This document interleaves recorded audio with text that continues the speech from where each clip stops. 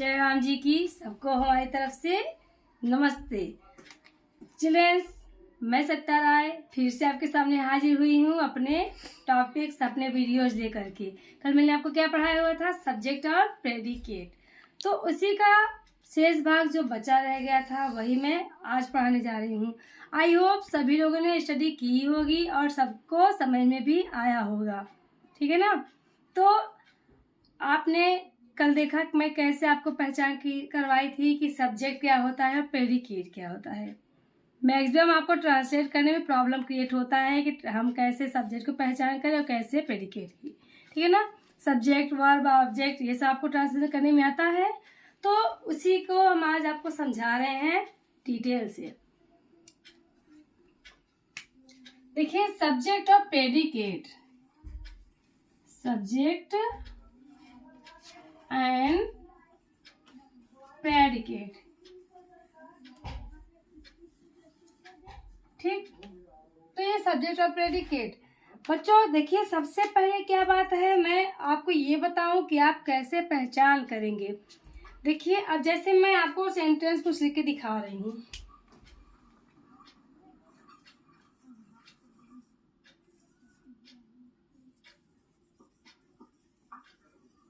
They are going to school. They are going to school. अब आपको इसमें पहचान करना है कि इसमें सब्जेक्ट क्या है और प्रेडिकेट क्या है, ठीक। तो अब आप यही देखिए कि वे स्कूल जा रहे हैं। अब आप क्वेश्चन करिए कि स्कूल कौन जा रहा है। आपने सेंटेंस अगर देखा, लिखा हुआ है, आपको मिला हुआ है, या आप खुद से सेंटेंस बना के कर रहे हैं, आपको नहीं समझ में आया सेंटेंस क्या है, तो आप अपने मन में क्वेश्चन करिए कि इसमें जाने का काम हो रहा है स्कूल, तो स्कूल कौन जा रहा है। वे जा रहे हैं, तो ये हमारा क्या है, सब्जेक्ट है, क्योंकि जाने का काम किसके द्वारा हो रहा है, उनके द्वारा हो रहा है, तो ये हमारा क्या है, सब्जेक्ट है। और ये हमारा क्या है, प्रेडिकेट है। इसको हम शॉर्ट में भी लिख सकते हैं और डिटेल में भी लिख सकते हैं। जैसे द बर्ड्स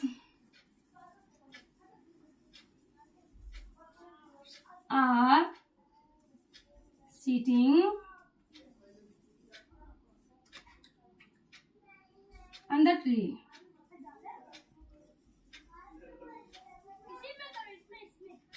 ठीक।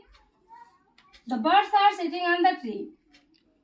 अब पेड़ पे कौन बैठा हुआ है, आप क्वेश्चन किए कि पेड़ पे कौन बैठा हुआ है, तो पेड़ पे पक्षियां बैठी हुई हैं। तो आपको सब्जेक्ट कितने आराम से मिल गया ना। डोंट कंफ्यूज, क्योंकि अब बस अगर आपको नहीं समझ में आता है तो बस आप सीधे से क्वेश्चन अपने मन में ही करिए कि काम किसके द्वारा हो रहा है, और जिसके द्वारा होता है वही हमारा सब्जेक्ट होता है, और सब्जेक्ट के द्वारा जो काम किया जाता है वही हमारा प्रेडिकेट होता है। तो the birds are sitting on the tree, तो यहाँ पे हमारा द बर्ड्स क्या है, सब्जेक्ट है, और ये हमारा क्या है, प्रेडिकेट है, ठीक। इसको हम शॉर्ट में भी लिख सकते हैं।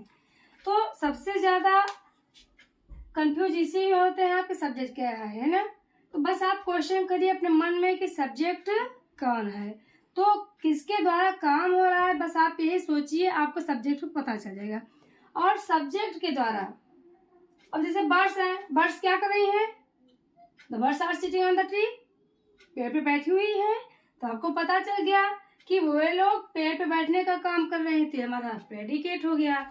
और कल मैंने आपको ये बताया था कि हम आपको ये बताएंगे सब्जेक्ट कौन कौन होते हैं, ठीक। वैसे तो आप सिंगुलर प्लूरल पढ़ते हैं कि सिंगुलर सब्जेक्ट कौन से होते हैं, प्लूरल सब्जेक्ट कौन से होते हैं।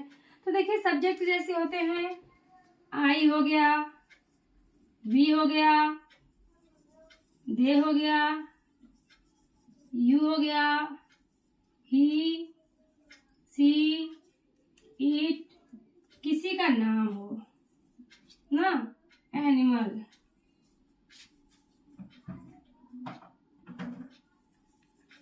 Birds, insect. इट मीन्स मतलब आई, वी, दे, यू ना, ही, सी, इट, फिर किसी का नाम हो या फिर कोई जानवर हो, कोई पक्षी हो, जब वो सब्जेक्ट का काम करते हैं तो वह सब्जेक्ट ही होते हैं जो कि आगे साइड में रहते हैं। इन्हीं को हम क्या बोलते हैं? सब्जेक्ट बोलते हैं।